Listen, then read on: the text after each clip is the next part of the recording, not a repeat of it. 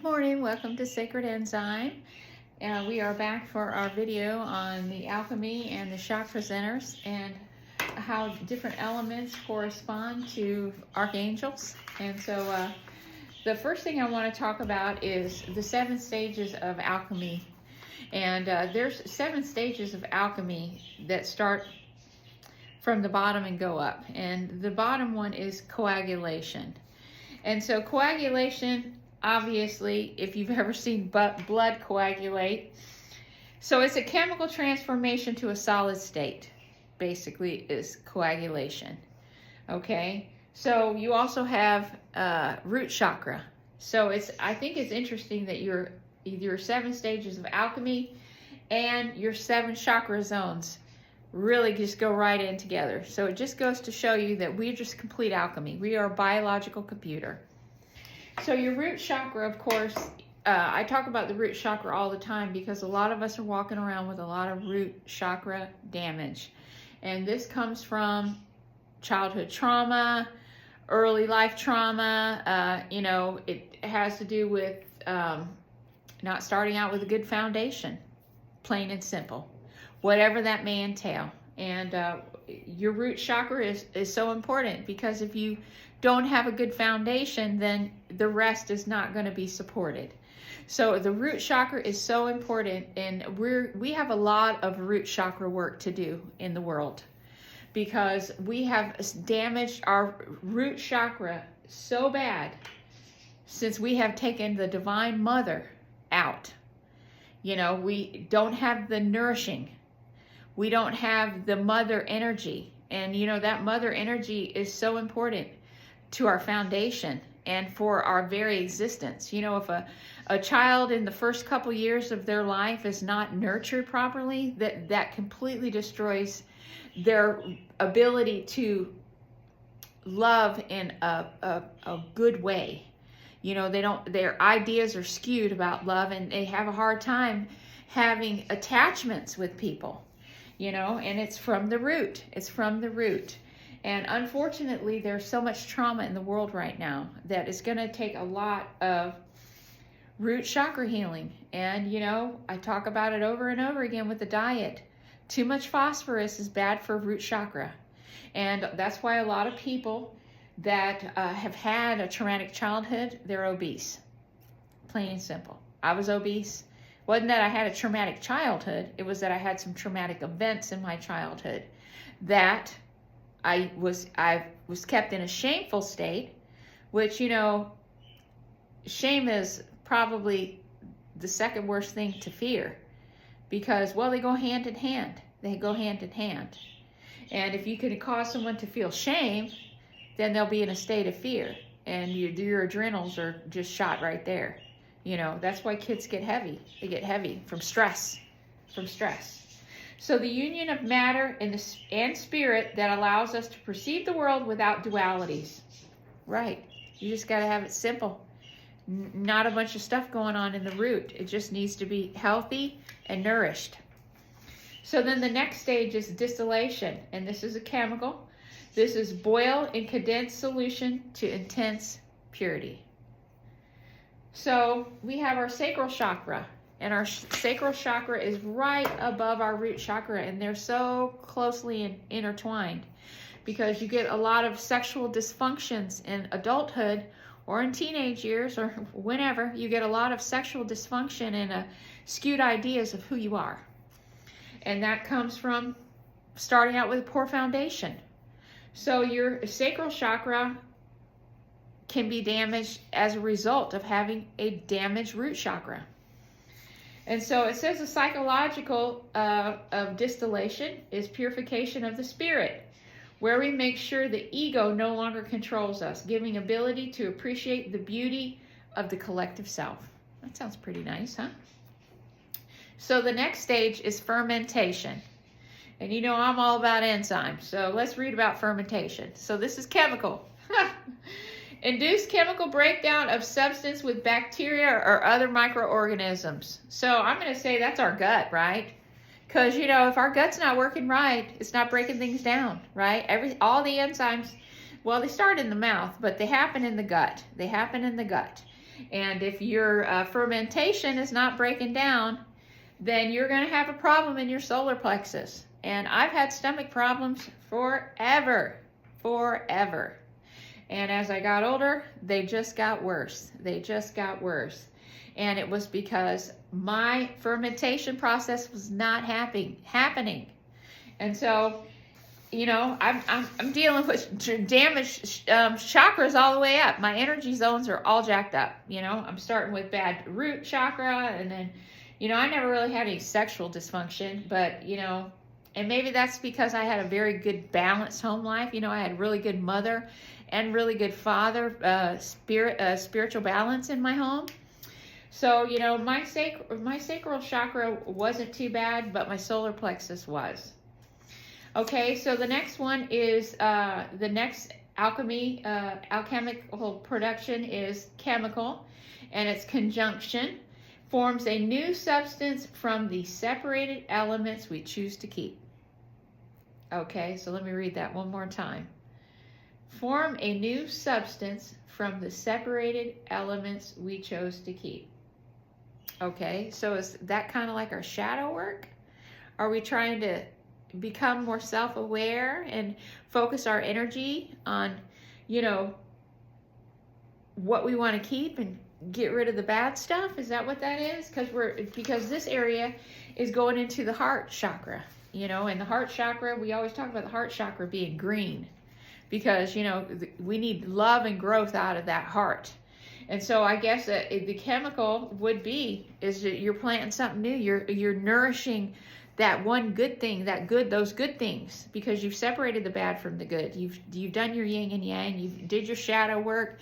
You're working on balance, right? So that's what that heart's all about. The heart is the fourth chakra, and it represents our love, our self-love, and governs our relationships.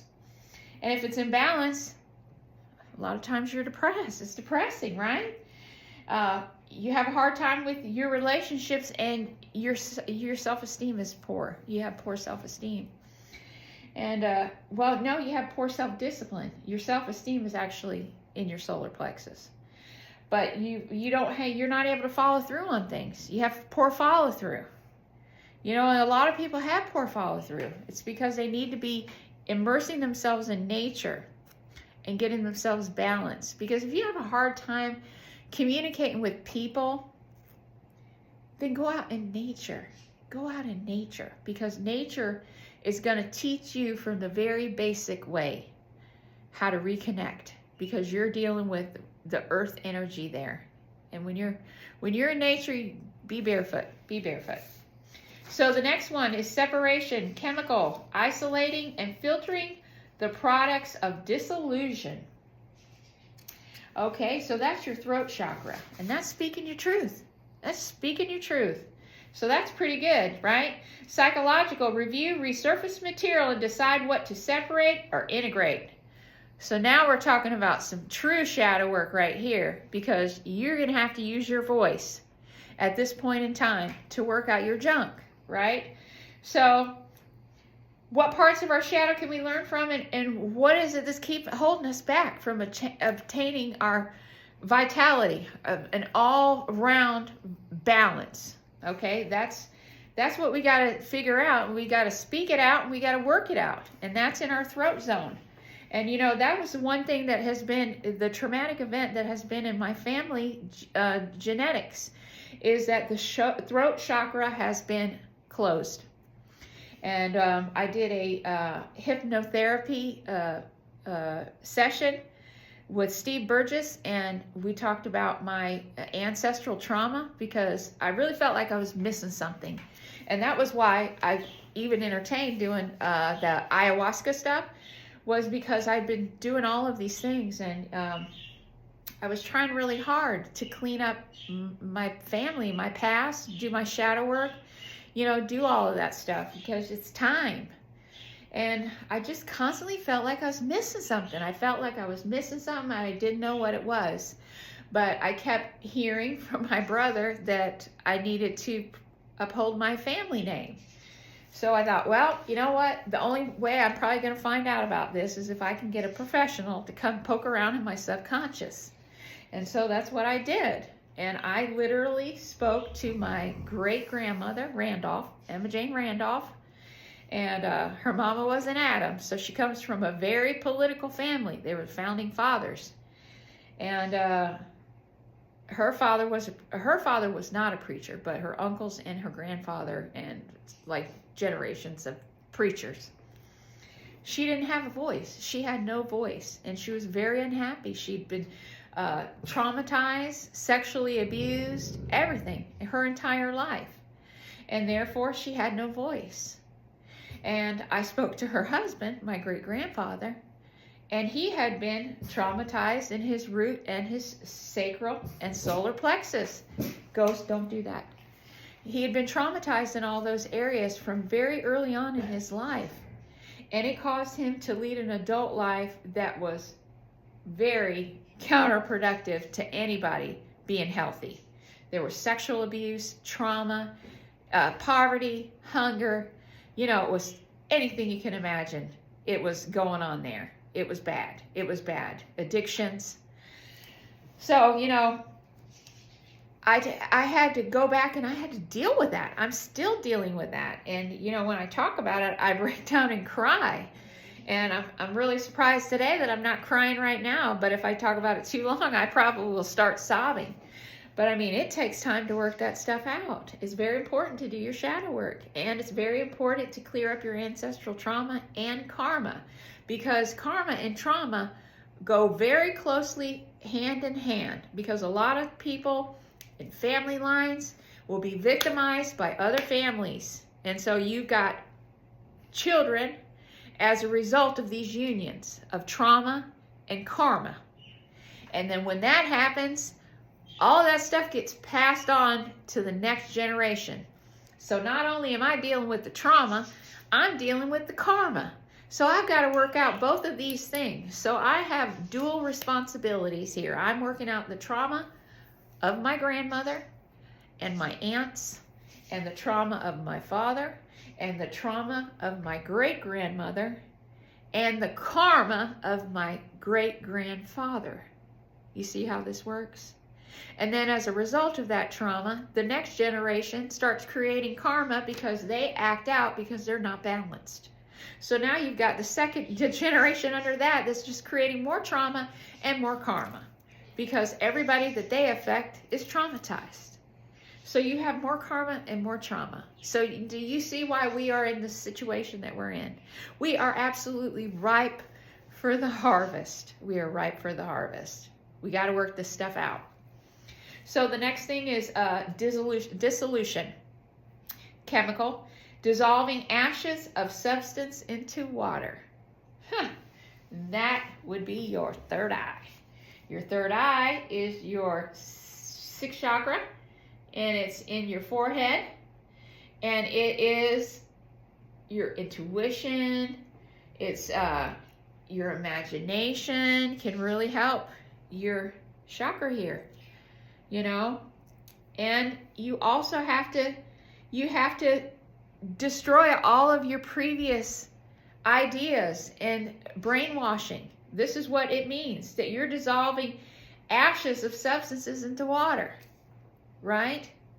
We're just going to take care of it. We're going to finalize it. We're going to release it. We're going to dissolve it. And then your calcification is chemical, and your calcification is heating a substance over a flame until it turns to ashes. What? The crown chakra, which is our seventh chakra, is our higher consciousness. And it is our imbalance is cynic, worshiping Lucifer. That would be, disregarding our Father. You know, you're just totally cut off at your crown. Closed-minded. And also, you're disconnected from God. You're disconnected. You're disconnecting yourself. So, psychologically, calcination is breaking down the ego and your attachment to the world. Your attachment to material things. Very important. We've got to work through all of our 7 stages, our chakra zones, the alchemy, you know, and it's incredible how, you know, we have these energy zones in our body and they correspond to alchemical processes, you know, and those are the steps that we have to take. We have to take all these steps. We have to do all of these processes to get to these 7 layers of knowledge. Remember we were talking about them? The spirit of truth, the spirit of justice, the spirit of this, the spirit of that, right? And it's not a coincidence that they're spirits of things, you know, just like the north, the south, and the east, and the west, and the water, and the air. Well, let's read about the archangels, right, that go with these things. Okay, so we've got the east. The element of ether or wood is Archangel Nathaniel. And guess what? He controls the gallbladder and the liver meridians. Okay? So, when this element is unbalanced, a person complains a lot. They complain a lot. Their filters are clogged. Really? Your gallbladder and your liver are your filters. And you can't live without your liver. You can live without a gallbladder, but you shouldn't because it has a job. You know? The power of Nathaniel is everything that starts anew, grows, develops, and rises up into the medium of higher vibrations. It helps a man understand that his consciousness has no limits and that all knowledge resides in it. It helps to realize that the human body is an exact copy of the earth and that all the information about it is hidden in our bodies. Come on! Okay, we need to go forth instead of complaining and moaning and groaning and griping. Okay, that is unbelievable, isn't it? And this is in ether or wood. And this is the Archangel Nathaniel. And he controls our filters. Okay, the south is the element of fire. And we talked about that. That's Archangel Michael. He's the sun, baby. Well, guess what? He controls the heart. And guess where else? Remember how we talk about how important the stomach is? The small intestine. Okay? When this element is unbalanced, you're depressed. You fall into depression, just like we talked about the alchemy of the heart chakra, right? The heart chakra is chemical, forms a new substance from the separated elements we choose to keep, just like our digestion in our small intestine. Wow, that's wild, huh? It says that Archangel Michael firmly sends the inspiration to seek the love of God to humans. He helps to recognize the light and dark sides of one's soul, to spread the love of the godly light. He receives the man from his depression, opens up the gates of the heart, and ignites the fire of love. Love yourself and others and be loved. So easy. And his spiritual direction is the thought. All you have to do is think about Michael. Just think about Michael and he'll be here. Michael, I'm talking about you, and I would love for you to join me today and inspire me. The west, the element of air or metal, Angel Raphael. Guess what? The lungs and the large intestines. So now we're talking about our oxidative stress, right? And the large intestines. So the name, okay, so when you're unbalanced in your lungs and your intestines, then your downfall comes, right? Because you get sick when you have too much oxidative stress. That your lungs is your circulatory system, so you're shit out of luck if you don't get yourself right. The name Raphael means God heals. He sends the breath of God into the material world as a healing light. His responsibility is to spread the godly wisdom through the healing light. Therefore, Archangel Raphael repairs any found disharmony with love. His light heals and gives strength to restore the contact with the order of the higher level light. He's the healer of the mind, the body, and the soul, and he gives assistance in studying, working, music, mathematics, and medicine. Wow, maybe all this time I've been talking to Archangel Raphael, and I thought I was talking to Michael. I'm happy to accept anybody's help that is in the light, right? Okay.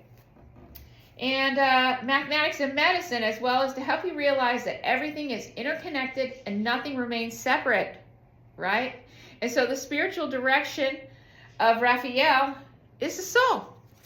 And then we have north, and this is the element of water. We talked about Gabriel because Gabriel controls the gallbladder and the kidneys.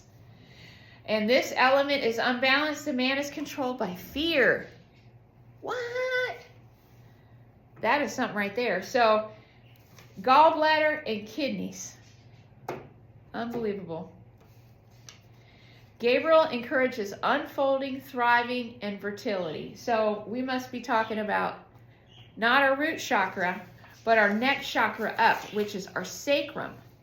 Our sacrum, and you know, the whole body is made like 80% water.